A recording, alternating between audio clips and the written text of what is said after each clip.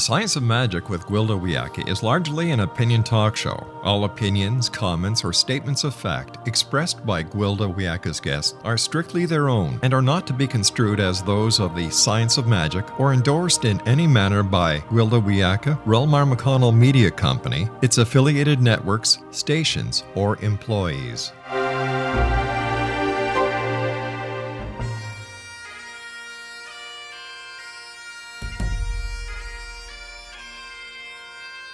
Welcome to the Science of Magic with Gwilda Wiyaka, a program dedicated to uncovering the unified nature of reality and humanity's ever-evolving place as truly galactic beings.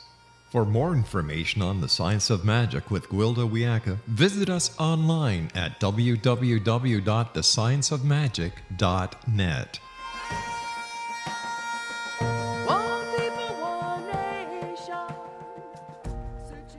Welcome to the Science of Magic, a place where science and magic come together to transform fact into evolving truth. We're coming to you through the X-Zone Broadcast Network, xzbn.net. We can also be found on our website, www.thescienceofmagic.net. I'm your host, Gwilda Wiyaka.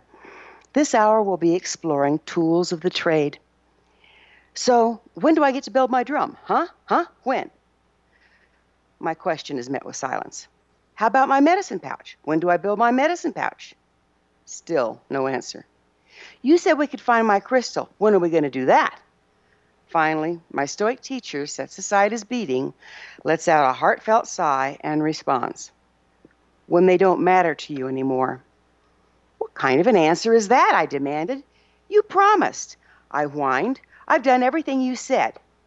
Silence. I tossed down my beating and stomped off in a huff, muttering to myself. Weekend after weekend, I come and bring flour, coffee, clean their house, wash their clothes, gather wood for the lodge, and what do I get for it? Nothing. After wandering some distance, I found what looked to be a comfortable log, sat, elbows on knees, chin in my fist, working myself into a fine snit. Maybe this was just so much BS. Maybe they were just using me for my gifts and my labor. Maybe he wasn't even a real shaman. Maybe this was just another dead end. But then what? More nightmares? More seeing things before they happen and unable to do anything about it? More hearing people's voices in my head just before they verbalize their thoughts? I noticed my wanderings had taken me fairly close to the edge of a bluff. It was barren and a long way down. Maybe I should jump. That would teach him.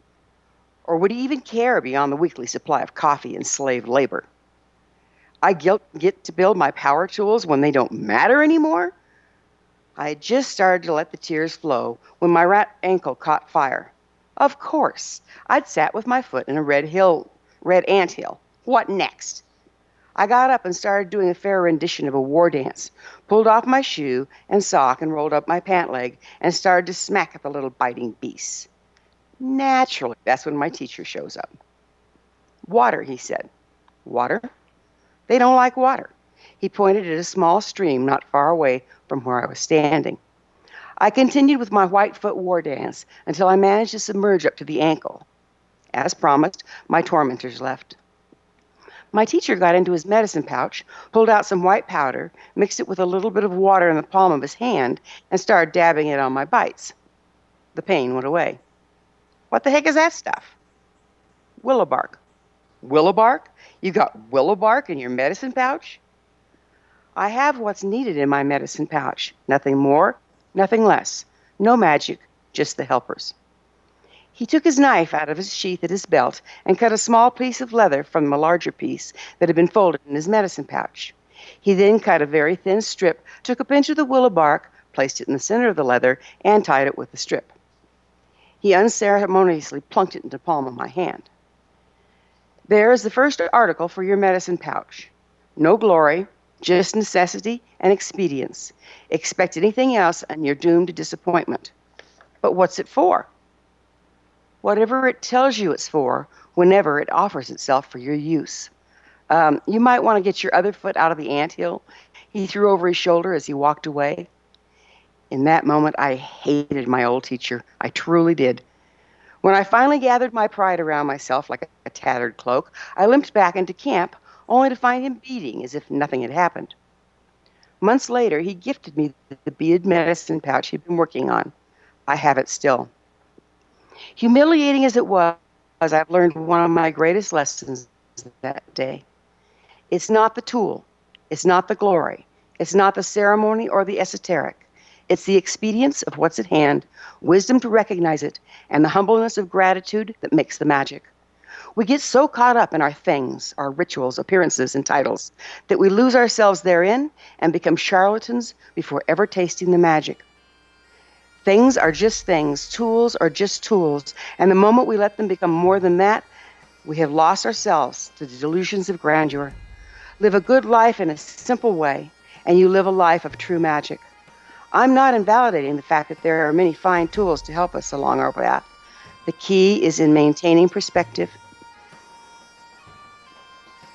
We'll be back on the flip side of this break. I'll introduce my guest for this hour. You're listening to The Science of Magic. This and other innovative episodes can always be found on our website, www.thescienceofmagic.net. Searching for the light. One people, one.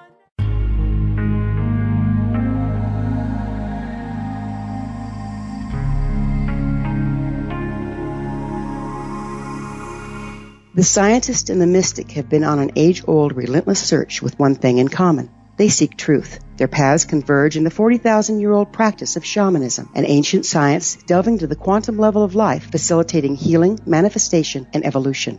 I'm Gwilda Wiyaka, the founder and director of Path Home Shamanic Arts School, a unique Colorado State certified occupational school training shamanic practitioners and teachers. We also provide classes for empowering personal lives through shamanism. Our certification classes are in week-long segments enabling international participation, and online classes and long-distance shamanic healing sessions are available. Come discover the science of magic in the limitless world of shamanism. www.findyourpathhome.com.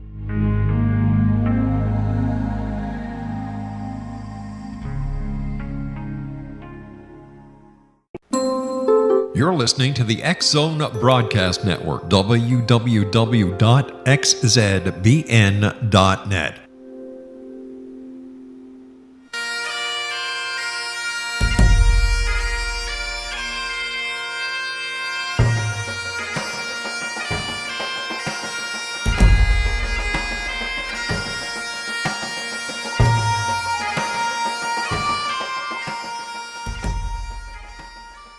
Welcome back. This is The Science of Magic, dedicated to unification and evolution of consciousness. I'm your host, Gwilda Wiyaka. My guest this hour is a maker of some of those aforementioned fine tools. Margaret LEMBO is the author of numerous works, including The Essential Guide to Aromatherapy and Vibrational Healing. She's the creator of aroma energetic sprays and a spiritual entrepreneur, practitioner, and aromatherapist. Her website is www.margaretandlembo.com. Hello, Margaret, and thank you so much for The Science of Magic. Well, hi, Gwilda. Thank you for having me. This is great to get to talk with you today. Yes. Hey, you have quite a smorgasbord here to offer. I could only mention a few on the air. My goodness, you do a lot of stuff. Our time together should prove quite interesting as we attempt to weave together these seemingly divergent practices that you work with. What exactly is aromatherapy? Seemingly divergent. Would you mind telling our listeners what exactly aromatherapy is? Aromatherapy is the use of essential oils, and in my case, I look at it from all perspectives, from the physical, physical healing, physical alignment, but also for mental, emotional, and spiritual balance, and being able to have a happy and healthy life on all levels. That then begs the question, what are essential oils? So essential oils are extracts. It's an extraction from plants, seeds, nuts, flowers, bark, roots that are either created through a variety of extraction methods, most commonly steam distillation, extracting the chemical components and including that aroma that goes with it, but also there's cold pressed, solvent method, enfleurage. There's a number of other methods, and I have never actually experienced doing that part of it. I'm experienced with the actual end product, with the essential oils of things that many people know about or experience, like lavender oil or eucalyptus oil, and that's what essential oils are. Gotcha. Do you see essential oils as a replacement for allopathic medicine? I would start out with saying I would recommend it as a complementary medicine or a complementary vibration, and making sure, of course, that you're using real medical grade or therapeutic quality essential oils. I personally rarely, if ever, go to a medical doctor. I always work on it first in my own life using essential oils, meditative practice, positive thought, imagining a positive outcome. So, really using creative visualization, and even box flower essences, which are different than essential oils. So it says in your bio that you're an aromatherapist. Does that mean you work on other people with essential oils? The way that I work with essential oils and as an aromatherapist is that I create blends and essential oil synergies that help people. I don't necessarily do it as a one-on-one private practice where I sit down with a client and they say to me, this is what's going on in my life. I do it more on a broader spectrum. So, for example, my Euphoria blend, I created for myself initially, and now it helps many because it's a blend that helps people with anxiety, PMS, menopause, anger, high blood pressure, things of that nature through the inhalation method or even application. And it's even available as a diffusion in a mist. And so the reason I bring this up like this is it's not like I sat down with someone and they came to me with the issue. This is often that it arrived in my consciousness, or I realized I needed to create this blend because people, either myself or the people that are close to me, needed help. And then I end up marketing it because I have a line of essential oils as well. Oh, okay. So what education is required to become an aromatherapist? Well, I don't think there's a lot out there that I'm familiar with that is a requirement to become an aromatherapist. My experience has been approximately 30 plus years of working with essential oils. So I didn't become certified, if you will. I'm doing air quotes that you can't see, certified, until I took a course with a naturopathic doctor and worked with her for a number of years and continue still when I come upon questions and such to work with her to learn more and then I do a lot of research. Before I start working with putting together a blend, I do research to create it.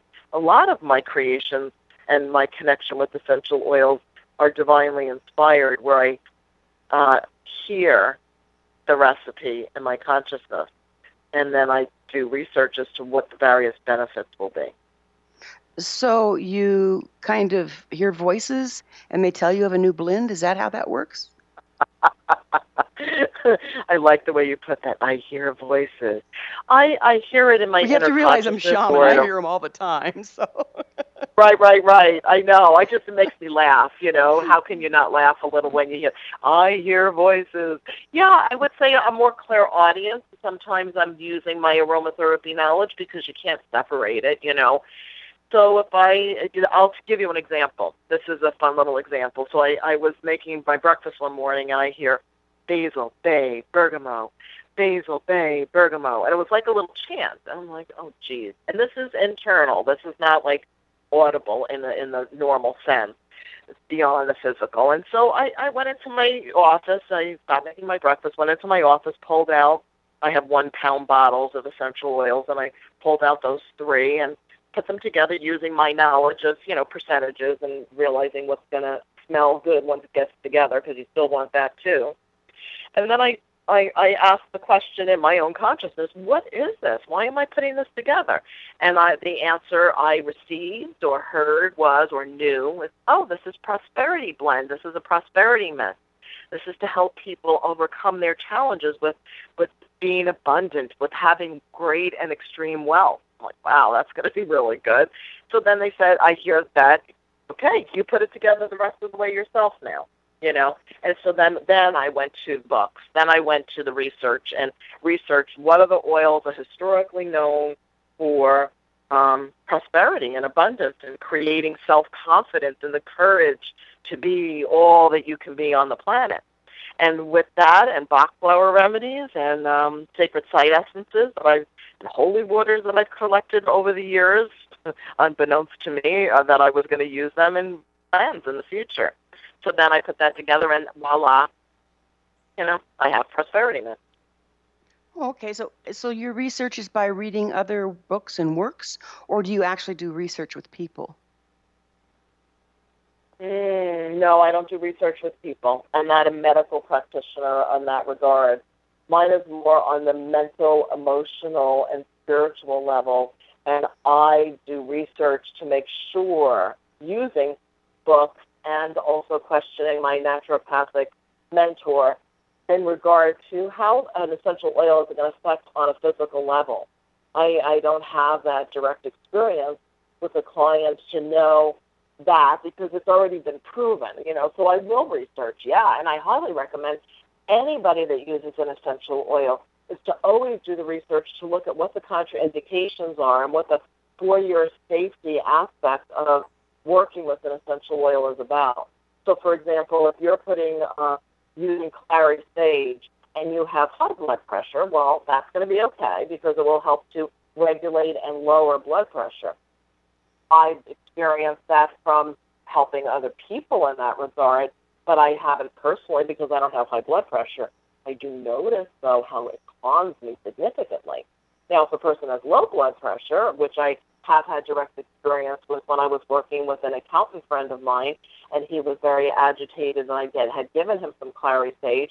And before I knew how important it was to do my research and look it up, the medical, if you're a medical doctor, I would hope they're still looking it up. They don't have their medical books memorized. I don't know if they do or not.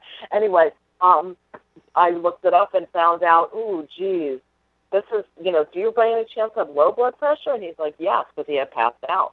And not with me, but as he used it over time, he felt funny, and it affected him negatively. So that was one circumstance, and then that really taught me, don't ever make a recommendation unless you've done some research first, Margaret Ann. I hear you there. So have these oils been researched by someone scientifically? You say you don't necessarily do it, but have there been case studies? How do we know they work? Many, many, many. I don't. How do we know they work? Through many people have done a lot of research. I would refer people to. I highly recommend for essential oil safety. There's actually a book called Essential Oil Safety by Robert Tisserand. Tisserand is well known in the aromatherapy world. So from the chemical component aspect, I would look to people like Tisserand, Burwood, and if there's a medical practitioner in your community or a holistic doctor, they may know about working with essential oils from a physical aspect. Mine is more on a vibrational level. Okay, so vibrational and physical, how's that different? The difference is because the physical level, and they're still interrelated, first of all, because you can't separate it. We're a holistic being. But on a physical level, that has to do with, like, how is it going to affect your liver? How is it going to affect your gallbladder? That's a different kind of vibration. That's a different energy, if you will, or vibration, than someone who's dealing with mental or emotional challenges. Or gotcha. I hate to interrupt, but it's that magical moment. We're going to have to take a break. We'll return to this discussion after this short break. You're listening to The Science of Magic. I'm your host, Gwilda Wiyaka. You want to hear more? Other innovative episodes can always be found on our website, www.thescienceofmagic.net.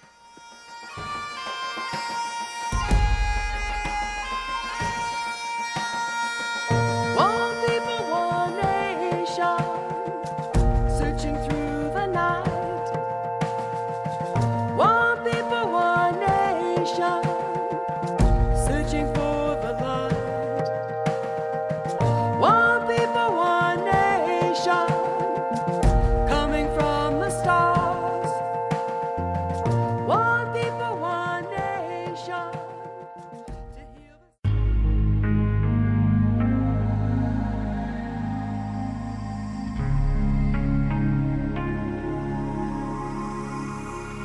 The scientist and the mystic have been on an age-old, relentless search with one thing in common. They seek truth. Their paths converge in the 40,000-year-old practice of shamanism, an ancient science delving to the quantum level of life, facilitating healing, manifestation, and evolution.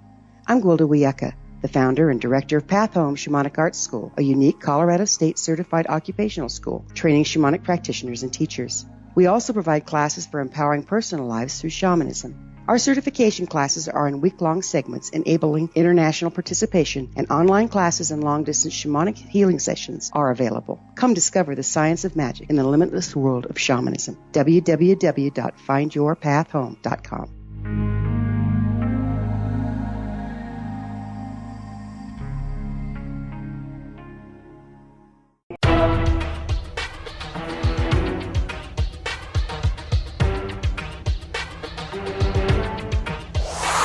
You're listening to the X Zone Broadcast Network, www.xzbn.net.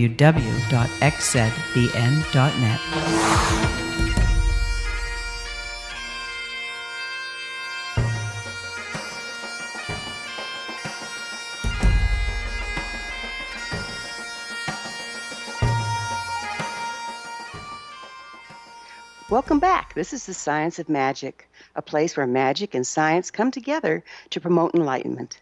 We can be found on www.thescienceofmagic.net. I'm your host, Gwilda Wiyaka. Our special guest this hour is Margaret LEMBO, a metaphysical shop owner and author. Her website, www.margaretandlembo.com. Margaret, we were talking about essential oils and all their benefits, physical, mental, emotional, and spiritual. And we established that you tend to lean towards working on the latter three and not so much on the physical. I do know, however, for years and years and years and years, essential oils have been used on the physical, mental, emotional, and spiritual, but particularly on the physical in hospitals in Europe. So I find that particularly fascinating. And I know a lot of research has been done there. I've just never been able to lay my hands on it. So how can our listeners find somebody they can trust for advice, a well-educated aromatherapist if they want to use essential oils for healing? I would probably refer them to a website or an association that has a website, NAHA, the National Association of Holistic Aromatherapists. That's where I would probably refer them to. I don't know how else to send somebody in that direction, to be honest with you. So it's just kind of a hit and miss kind of thing right now. On their own. Yeah. Well, there's a lot of people practicing with essential oils on their own, and what I was, that's what I have observed, and that's another reason what made me want to write the book, because it's not. I did the research regarding the physical level, because that's not something that I'm not a medical doctor. I never claimed to be that, but I wanted to help people understand the vibrational level of these practices so that when they're using it, they're matching the vibration with positive thought forms, because my main come-from place has more to do with the power of our intention, the power of our thoughts, and how we create our reality with what we think. And if an essential oil is going to help us remember our magnificence, or remember or know that we have the power to heal ourselves through imaging and being mindful, that's how I like to approach. In fact, all of my books are not so divergent, but actually very much congruent with each other, because they help a person maintain focus on what they do want versus what they don't want, or what appears to be real in this moment, but that they can shift their reality. So that's from my come-from place in this regard. I find that really interesting. You know, there's another little known fact about essential oils, and that is they're one of the few ways that you can cross the blood-brain barrier. And that's why smells or essences will oftentimes trigger ancient memories that we haven't thought of for years and years and years and years. I also understand that certain essential oils can be so strong in that regard that they put the person in crisis. Have you ever run into this? And if you do, how do you deal with it? Because now we're looking at psychology.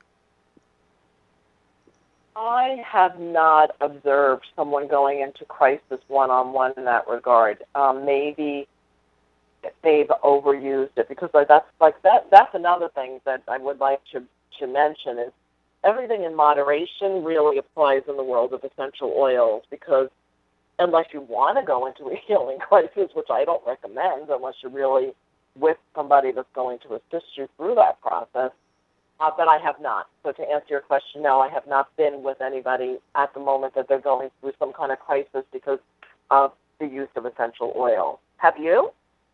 Yes, actually, I've seen it. Fortunately, I was working in conjunction with the psychiatrist at the time because it's nothing pretty, and I wouldn't have wanted to dealt with it on my own. So they're very, very powerful medicines. You said that you don't make your own essential oils. Where do you get? But you do make blends. So where do you get the oils that you use in your blends? Well, the Crystal Garden brand, which is my brand of essential oils, are medical grade oils that come from all over the world.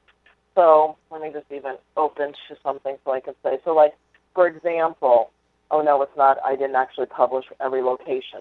So for example, the lavender might come from France. The frankincense may come from Egypt.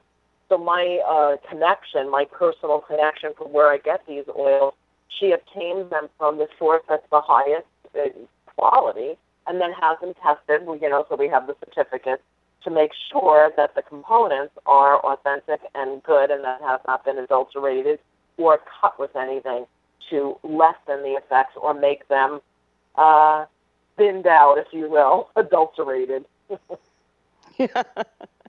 I understand that because of their high frequency and very specific frequency, that essential oils are also a bit, I don't want to say unstable. I guess what I want to see is fragile.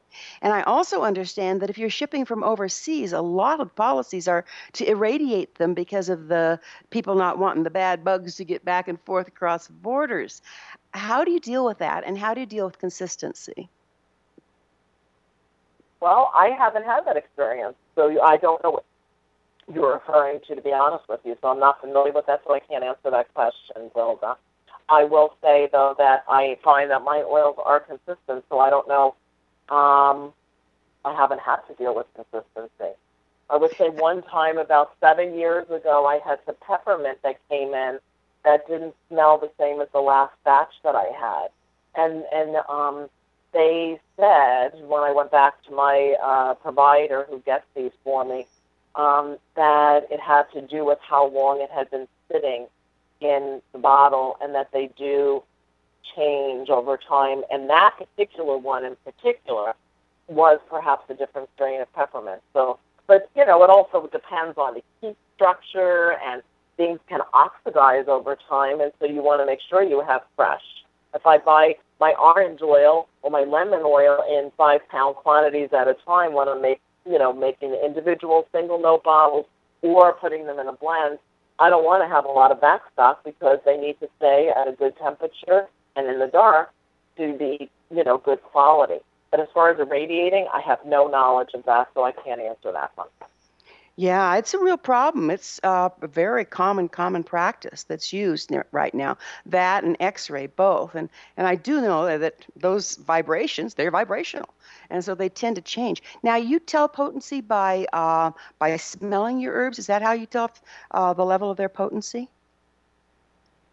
No, they have actual certificates for each one of these essential oils, and I do.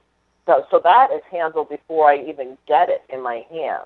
And then when I have it, of course I can tell the quality of the oil by smelling. So say I go into a store, some kind of nutrition store, or some of these food stores that are now carrying essential oils.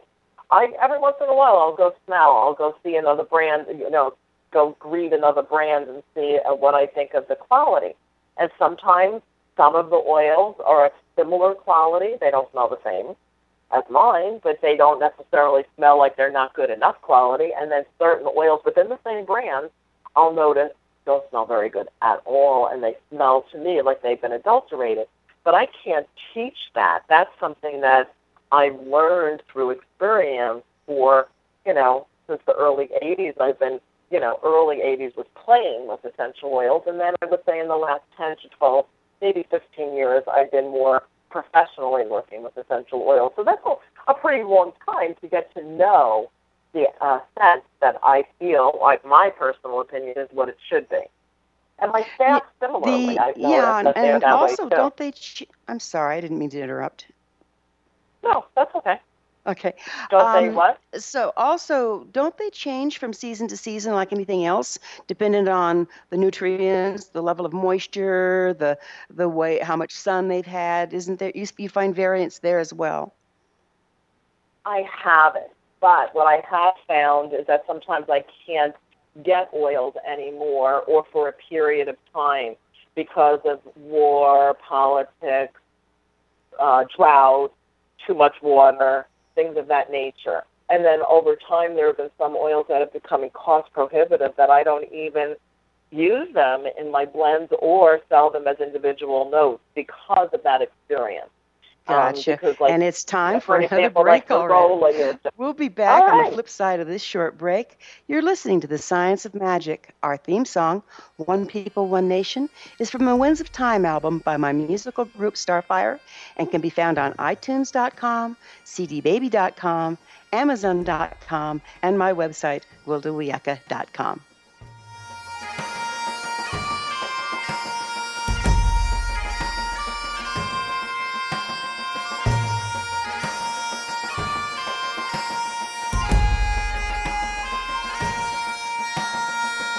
One people, one nation, searching through the night. One people, one.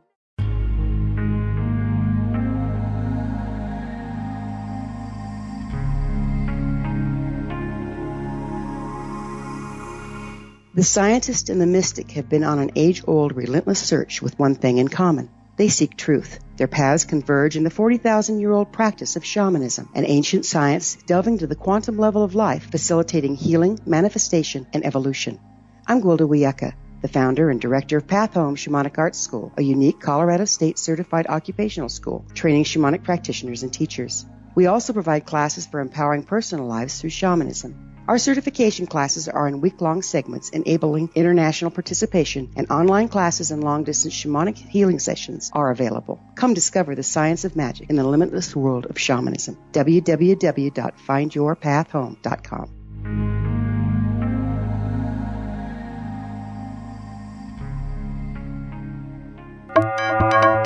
You're listening to the X Zone Broadcast Network, www.xzbn.net.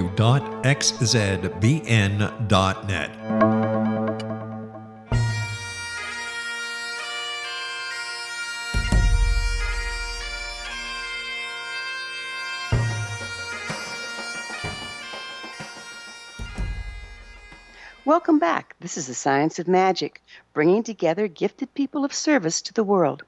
We can be found on www.thescienceofmagic.net. I'm your host, Gwilda Wiyaka. Our special guest this hour is Margaret LEMBO, a metaphysical shop owner and author. www.margaretannlembo.com. Margaret, we were having fun talking about essential oils, but I understand that you also work with gemstone essences. Would you mind telling me a little bit about that? Sure, yes. My original and primary love in all my other books and decks are very much focused on gemstones and working with the power of positive thought and matching vibrations using the gemstone. So with gemstones, crystals, rocks, minerals, all those terms are interchangeable as far as I'm concerned. You can also make an essence or a vibrational aspect of the gemstone, which I include in blends that I make with essential oils. And anybody can do this, and that's what's explained and described in the Essential Guide to Aromatherapy and Vibrational Healing. So with doing that, it's really very, very simple. And none of this is meant for internal use. First of all, I want to make that really clear. And basically take rocks, gemstones that you know are good for one thing or another. So let's say we're doing something for love and kindness and thoughtfulness and compassion. You might turn to gemstones like that are pink and green because that's based on the heart center. And you can read a lot about the chakras in my first book, Chakra Awakening. This is all about focusing on love. So we have rose quartz, pink calcite, maybe some green aventurine, maybe some jade and emerald. You can combine all that in water. I usually put in a little bit of grain alcohol to stabilize it, and I let it sit for about 48 hours, and then I use some of that water, just like you would use, let's say, what do I want to say, homeopathic remedy, just a little bit of that water that's where those gemstones were soaking in, and adding it to an essential oil blend. And with Do that you? in I'm sorry. Do there, you let them sit in the sunshine when they're soaking? no, not necessarily. I just have them in a clear jar with what their intention is on the jar. So I'm also using a little bit of the research and scientific knowledge that was brought forth by Masaru Emoto as well, of the reason why I have those gemstones together in that particular jar. And I let it sit for about 48 hours, although really they're sitting for a very, very long time ultimately, because I only use a very small amount at a time. So some of my gemstone essences in their jars have been sitting in that water for probably, some of them over years. Yeah, Mr. Emoto did some beautiful, beautiful work. I was unaware that he also added gemstones. I know he worked with the language in water and freezing. It was He didn't pretty use them. amazing. No, Yeah. he did So, not use gemstones. He do didn't. you do But just to gemstone layouts on clarify, a person's Gwilda, body? I do, but I just want to rectify and clarify. Masaru Emoto did not use gemstones in the water. I was referring to the wording that I put on the label on the bottle. And Oh, regarding okay. the balancing, yeah, just so you know, I don't want to misrepresent Masaru Emoto's work. Okay, yeah, because I'd never heard him doing gemstones. I thought, boy, was he ever No, brilliant. I know he was before his time, but no. really. He was brilliant. You are correct. So yes, as far as using gemstones on or around the body from everyday use, I like to keep it as real as possible. And so people can use gemstones with intention in their jewelry, by putting rocks in their pockets or having it around them on their desk. And then also the laying on of stones if you're doing a more serious or more profound one-on-one private session, that can be incorporated, and it's called chakra balancing crystal alignment. Okay. And is this pretty standard as to which ones you use for which chakras? Or do you do counterbalancing because the chakra's gone one direction or the other and use a particular gemstone that may or may not match that chakra, but brings back a counterbalance? Exactly. Very, very true. You know your stuff, Gwilda.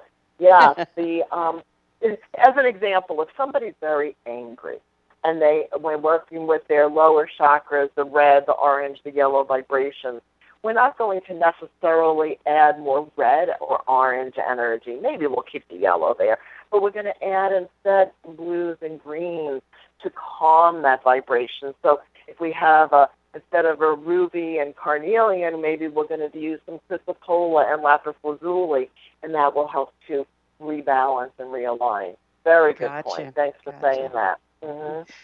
So what education is required to become a gemstone therapist?